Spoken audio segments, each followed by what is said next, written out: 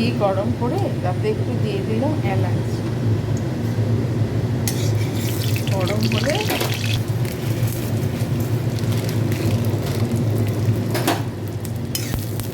হালকাভাবে ভেজে নিয়ে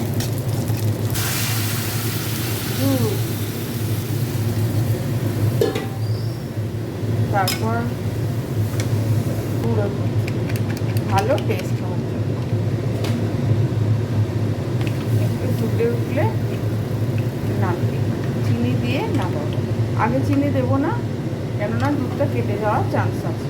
পায়েস ফুটে উঠেছে, দিয়ে দেবো একটু কাজু কিশমিশ আর একটু